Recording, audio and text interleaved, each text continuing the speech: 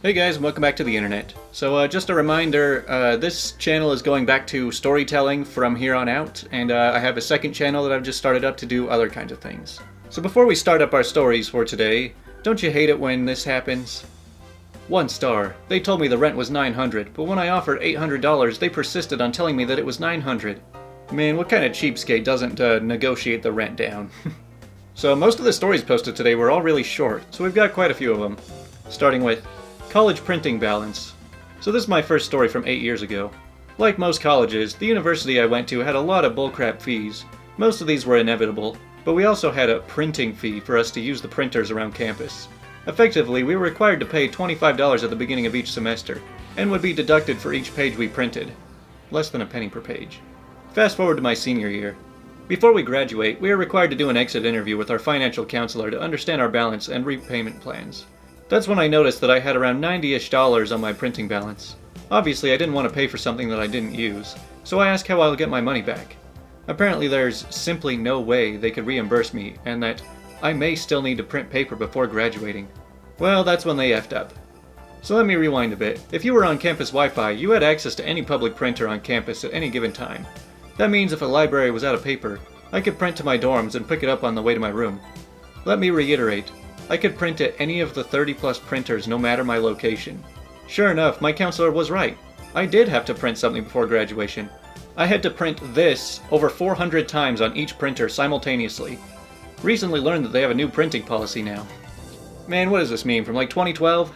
Alright, next one is, I witnessed Entitled Mom getting destroyed. So I saw this today and I can't stop laughing. I was traveling in my city metro. It wasn't that crowded at the time, but all the seats were occupied. Still, you could freely stand without being humped by a stranger. There was this kid sitting in the reverse seats. The ones for people with handicaps, pregnant women, and old people. Definitely not for moms of 2-year-olds. He was probably 14 or 15, I don't know. He is the hero of the story here. Then at one stop, our entitled mom comes in. She has this cute little child who is trying to keep up with his mom's pace. The entitled mom instantly sees our hero sitting at the reserved seat and just stares at him. I guess this was her way to make people automatically give away their seats or something. The kid didn't move though. This probably irked the entitled mom a lot, I guess, because she moved towards the kid with heavy steps. She comes near him, stops, and does the stare. The kid doesn't budge. Then she starts screaming. If she didn't have the whole compartment's attention earlier, she had it now. She starts berating the kid for sitting in a reserved seat and not giving it up for someone more deserving, like a mother like herself, with a young kid. I don't know what her logic was. The seats aren't reserved for them anyways. She just keeps shouting and screaming and tries to get others' opinion on it, and for a while people were on her side.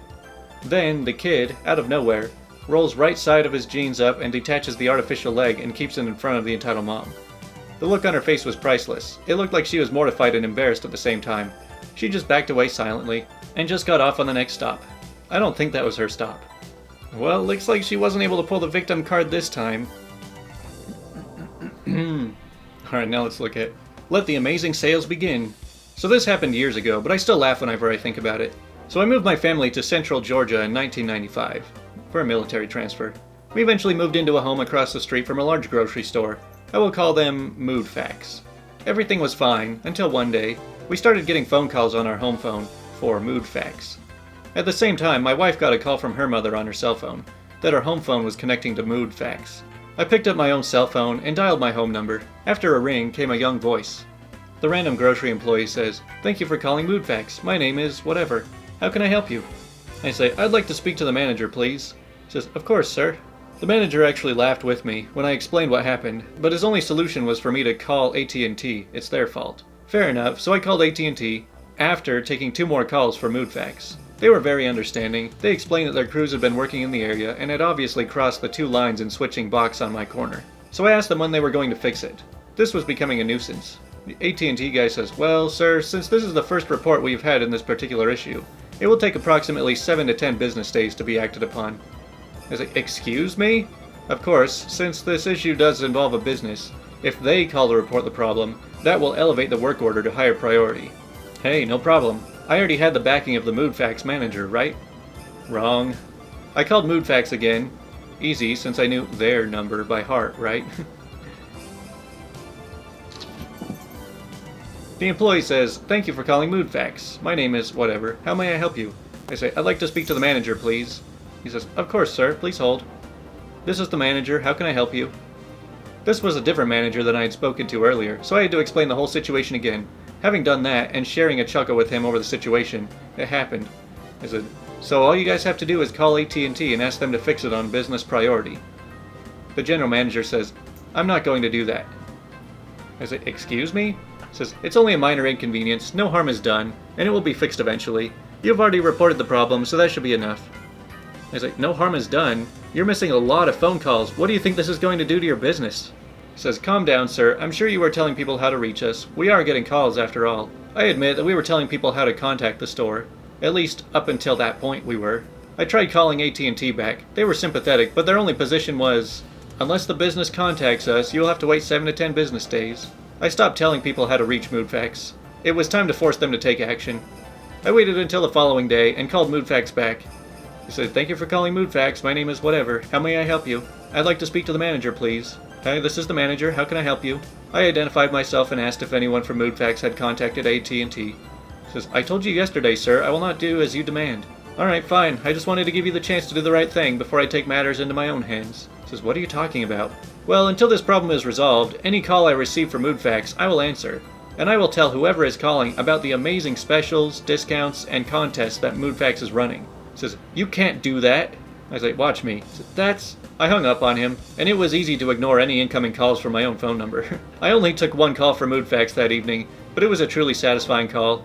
After apologizing for not using the "thank you for calling Moodfax" line, the customer was very understanding. And they were very excited about the wonderful incentives that Moodfax was offering. My phone line was restored within 24 hours. Wow, that's kind of a weird problem to run into. Also, sorry the cat jumped down from the window, so we'll see if she shows back up again in this video. Now we've got daughter calls out mother. So this one happened not so long ago. I'm in the till just thinking stupid stuff and waiting on the next customer, when suddenly this old lady comes up with like 7 items asking for the price in a rude way. I start telling her all the prices, not really paying attention to her rudeness, since at this point I kind of expect it from everyone, when out of nowhere the other woman appears. When she stands next to the old lady, she gives me a very pleasant smile and a greeting. I do the same back, thinking nothing more of it. While I'm still scanning and saying prices, the old lady gets the stuff she doesn't want and orders me to take it out, piling it all up and throwing it on the countertop. At this point, the daughter says to the mother, "Aren't you embarrassed to do that?" To which was very surprising because I've never had a customer call out another customer. The mother proceeds to look confused, as if she didn't understand what the daughter meant. The old lady says, "I didn't do anything, I just want this and it's his job to pick it up." The daughter says, "Yeah, but you can't be rude to this sweet boy. He looks so young and he's only trying to help." At this point, I'm just super confused because this has never happened to me. So I just smile at the daughter, ring up the remaining items, and wish both of them a good day. While the daughter thanking me, apologizing for her mother, and telling me what a sweet boy I was. I guess sometimes amidst the endless amounts of Karens I had to deal with daily, it's surprisingly nice to be treated like a human being. Aw, who knew something good could come out of a retail job? Alright, let's move on to my 2 favorite callers ever from Tales from Call Centers. So my 2 favorite callers came from 2 different jobs. Caller 1. In the short span I did fraud/non-fraud claims at the big bank. I always dealt with really stupid customers. Non-fraud claims were from customers who didn't read the fine print on websites and fell for the 9.95 detox cure, didn't cancel a subscription in time, or didn't cancel or show up for a hotel reservation. This caller did just that. Didn't cancel a hotel room in time, just after I went into my usual, "Sorry ma'am, you didn't cancel and the hotel has the right to charge you" speech. She laid down the info to prove that she knew exactly what she was talking about. I say, "Ma'am, since you didn't cancel, the hotel has a right to charge you for the first night." She says, "Yes, but under credit card's hotel cancellation policy, the hotel's fine print had to have been clearly stated on the checkout page, with the exact time by when to cancel without any charge, and it cannot make the customer do any additional clicks, or find the info on any additional pages. The hotel that I booked didn't show any of that info, especially the time when I had to cancel out on the checkout page." I was like, "Really? Do you have a link for that info?" She says, "Sure do. It's creditcardswebsite.com under hotel reservation policies." So I go to the website. "Wow, this is good info, but it's not showing me where you found that info." She says, "It's under paragraph X." So I found the paragraph and she was right. "Alright, I'll file the claim and attach the info with it." Her claim was accepted and paid since the hotel did not follow the credit card company's policy. And caller 2.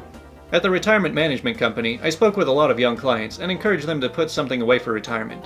My go-to line was, "We cannot assure ourselves that Social Security will be there when we turn 70, so we have to save now." That usually convinces them to start saving something. One young southern girl, though, had figured it out really early.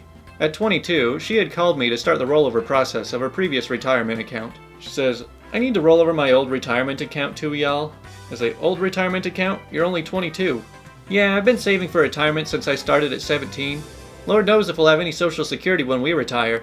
I don't want to find out the hard way." I was like, "Okay, how much is in the old account?" She says, "About 25K. I was like, 25K at 22? Wow, I've spoken to people double your age and they haven't saved anything yet. Does these people not want to retire? I say, "Do you want to come work for us? Maybe you can knock some sense into them." I shared her story with my coworkers and they pretty much said the same thing. Does she need a job? We can find her something here. These type of callers always made my day at call centers. You know, I worked at a call center for a little while, but not long enough to ever have a good experience there. Alright, we got one more story before the question of the day, which is, Entitled Mom gets mad at teacher for saving her daughter from becoming blind. So this story was told by my chemistry teacher on the first day that we had a laboratory class, when she was explaining us the safety guidelines. It happened to her a few years ago. She didn't say how many. Once upon a time, 2 students were on their break and decided to do some crafting, or just fix some broken thing. Therefore, they picked up a super instant glue and tried to open it. However, they failed miserably and one of the girls got a full load of super glue in her eyes. They decided then to rush to the chemistry lab so that they could use the eye washer, despite the accident happening outside of a chemistry class. The teacher was there and got obviously concerned. She helped the glue-eyed girl with the first aid and called an ambulance. As a good person, she went to the ER with the girls so that she would not just leave 2 teenagers alone there. Now, I don't remember exactly what had to be done at the hospital, but the gluing turned out to be serious, and some kind of microsurgery had to be done. The girl turned out just fine, and with no permanent sight damage. Then comes the entitled mother. She got mad at the teacher for taking the girls to the emergency room before calling her. She said that she wouldn't have authorized the surgery after some rubbish about it being almost vacation time, and about how inconvenient it would be for her daughter to spend the trip they had booked, taking care of her post-op. She didn't even think about thanking the teacher for caring for her daughter. I know, right? How dare she save her daughter's sight? Yeah, those are the best kinds of parents. It's like, you had to pick right now to hurt yourself? We're going on vacation soon. Couldn't you have hurt yourself another time? Well, since our question of the day yesterday went a bit short since the video was getting too long, I'm just going to continue with the same question, which is, people who have met their friends online, what made you instantly regret it? Because I think it's a pretty interesting topic, so we might as well get to a few more stories on it. I was 13 and had a 20-year-old pen pal in Hong Kong, both of us female. We met on Tumblr and emailed each other regularly. My parents were CC'd in all of our correspondence, and we basically just talked about our cultures. About a year of us talking went by, and she said that her university allowed her to study abroad in Europe for a semester, and she chose my country. Fun. I was excited. However, some time went by and our friendship kind of faded, to the point where I had forgotten that she was coming to my country. About 2 weeks before she was supposed to come, she emailed me that her student accommodation had to be cleaned out, so she couldn't access it on the night that she arrived. She needed a place to stay for one night. I asked my mom and she agreed to pick her up from the airport with me, and she could stay with us for one night. I mean, we trusted this girl. I was very open about my friendship with her. We had pictures and everything. So 2 weeks later, we pick her up from the airport, and we didn't click. She kind of annoyed me, but it was late, so we just went home. We get home and get her settled. We went up to my room, she gave me some presents, and we chatted a little bit. She says, "Thanks for letting me stay here this semester." Huh? Excuse me? This semester? I asked her, like, what do you mean? You can stay here for tonight. We can see each other during the weekends if you want to hang out, but you can't stay here. She goes quiet. We go to sleep. At this point, I just wanted her to go away, and I got what I wanted. The next morning, I wake up, and she's gone. I don't even know how she got out, because we locked the doors at night, but she just vanished. We have a special lock that you need a key for to open, and the key was somewhere else in the house. Yes, I think this is a fire hazard. No, my mom can't be convinced it's unnecessary. Her suitcase was still there. I tried calling her, she didn't pick up. She eventually texted me, asking if my mother could drop off her suitcase at a train station 40 minutes away at a certain time. My mother brought the suitcase, and that was that. Never seen her or spoken to her again after that. Now that I think about it, I have a theory about why this went down like it did. She most likely put down my address on her visa application as her place of residence during her stay, and needed to stay in my house in case immigration was going to check if she was actually there. Also, for those wondering why she annoyed me, she treated my mother like a taxi driver and she shot down everything I said to her. She was rude to me until she gave me the presents, after which she directly started talking about staying with me the whole semester. She didn't want to talk to me after I said that I had told her that she could stay for one night, that exact date. I told her we could discuss it with my parents in the morning. Her and my English were both great, and we had discussed specific dates. Well, wouldn't that be pleasant? You meet somebody online and they come to visit and they expect to just move in with you. So I actually worked with this lady at the time. She was good looking and very flirtatious. Most importantly, we both played World of Warcraft, at its prime. She ended up inviting me to join her server, and being a then horny 20-something, I, of course, joined up. We played for a time and had a good PvP group going, her regulars. Of course, she was still flirty with me in-game, and I was back, all in group chat. Either way, we had some great times together slaying players in PvP. Summer comes, and it's a company barbecue. I find out she's bringing one of our PvP partners to the event. Cool. It was her husband, a cop. I've been virtually sexting her in-game in front of him for 3 months. Classic World of Warcraft. I miss those days. Is anybody here going to be playing WoW Classic when it comes out? So this lady was crazy. We met through an app that was advertised as a Meet Friends app, and not a dating app. Well, turns out it was a dating app. However, she put in her bio that she was married with 2 kids. I put that I was in a long-term relationship and looking for friends. By the way, I'm a guy. She wasn't. So when we arranged to meet up, her husband and 2 kids were there, as well as my girlfriend. Everything was going great. Hung out a few times and added each other on Facebook. Turns out she was super into the whole breastfeeding in public thing. Like, I get it, you go girl, but she was super obsessed with it. 4 out of every 5 pics she had posted on Facebook was her boob in the kid's mouth. She got angry when you looked away when in public. Like, she wanted you to stare at her while she breastfed. Just got to the point that I was super uncomfortable with it and moved on.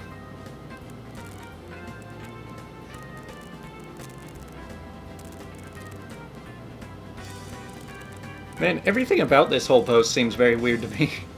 Like, first of all, if you're in a relationship, or, like, you have a full-on family, why are you going onto it, like, a friend/dating site? That just seems strange. And I don't really want to go into detail about the second half of that story, due to monetization problems. I met a friend on here, Ask Reddit, spoke for a few months online, and then flew 2,000 miles to meet them. Unfortunately for our bank accounts, we fell madly in love, and now engaged to married means we're spending thousands on flights and eventually a visa application. He's the most expensive date I've ever had, but he's worth every penny.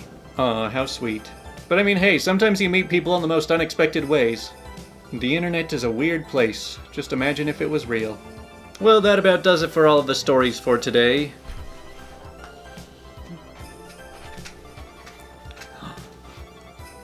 Say hi.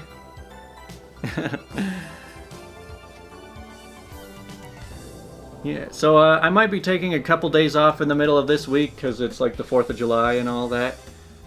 But, yeah, enjoy the cat butt.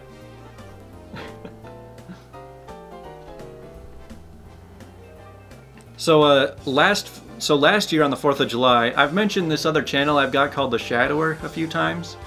And yeah, a year ago, I actually job shadowed some people who, like, do the fireworks shows, you know, like the big professional ones where they spend thousands of dollars on them.